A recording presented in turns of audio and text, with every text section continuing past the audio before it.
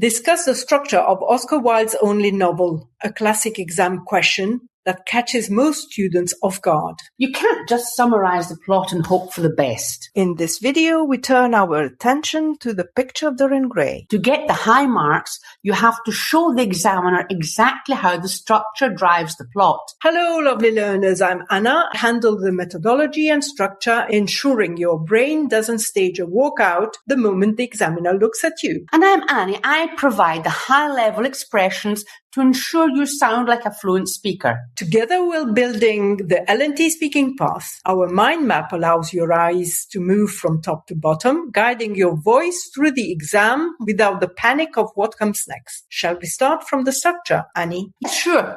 The 1891 book version we studied today was actually an expansion of the original 1890 Lippincott's magazine publication. Due to Victorian editorial intervention, Wilde added 6 chapters and toned down the homoerotic subtext to satisfy the censors. Wilde added the famous preface in 1891 as a series of aphorisms to defend his art against the very censors who attacked the 1890 version. And this explains why the moral resolution or didactic denouement in the later chapters feels so heavy-handed. Wilde built this novel like a mirror. It's a symmetrical structure divided into 2 major blocks of 10 chapters each. Part 1, from chapters 1 to 10, focuses on Dorian's youth and the initial influence of Lord Henry's hedonistic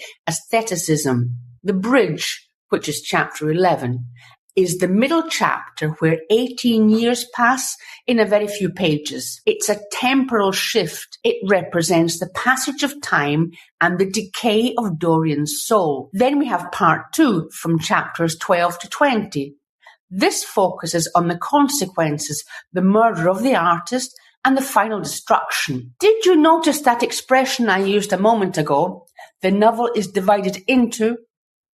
A great illustration in literary analysis of this is the novel is divided into 2 symmetrical sections that mirror Dorian's physical and spiritual states. In a typical everyday English conversation, you might hear the documentary is divided into 3 parts to explain the complex history. The map is easy to make here. Draw a branch from the title and write structure and label it 1890 Lippincott's magazine publication. Under it, write expansion and beside addition of 6 chapters and preface.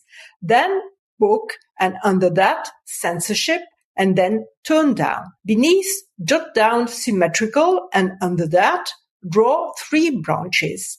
Part 1, the bridge, and part 2. Beneath part 1, write chapters 1 to 10, and then Dorian's youth, and next Lord Henry's influence.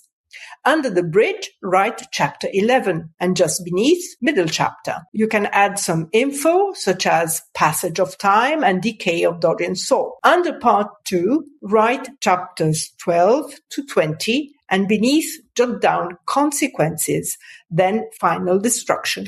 At this point, though, remember, this overview highlights the essentials. To prepare properly, use your textbook, your teacher's notes, and our website, Literature No Trouble, to expand these ideas. Now, here's a tip for the plot.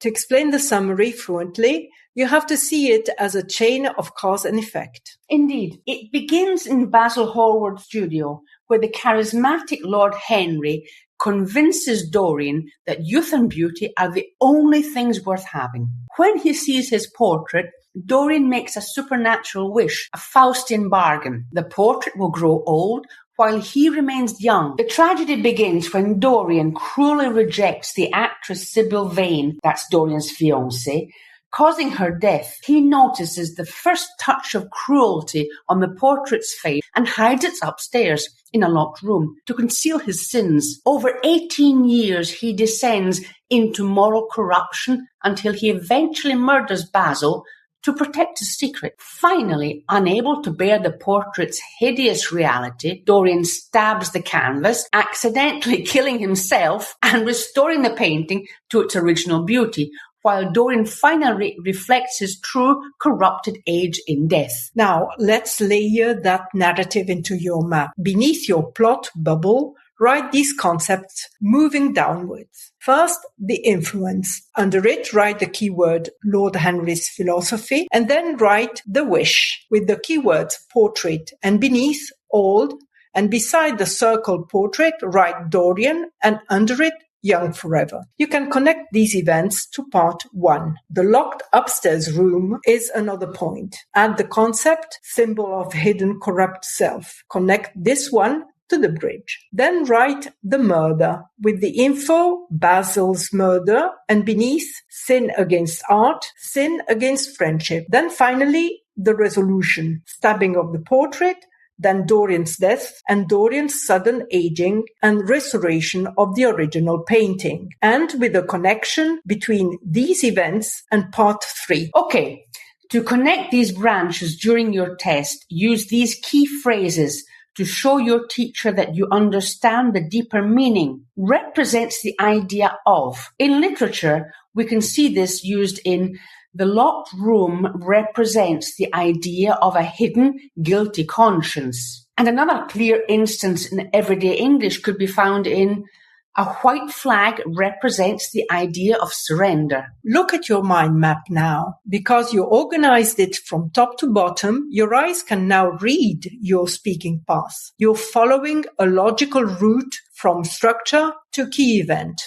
Okay, you guys, now it's your turn. Here's your task. Choose either symmetrical structure or moral corruption and write one original sentence in the comments using one of Annie's phrases. Once you've posted your sentence, read the first comment to compare your work with our professional examples. I'll be replying to your comments to help you refine your B1, B2 fluency. You can find the full blank map and phrase sheet on our website, Literature No Trouble. Like, comment, and subscribe. So you won't miss our next production. LNT, where literature meets clarity. Stay lit.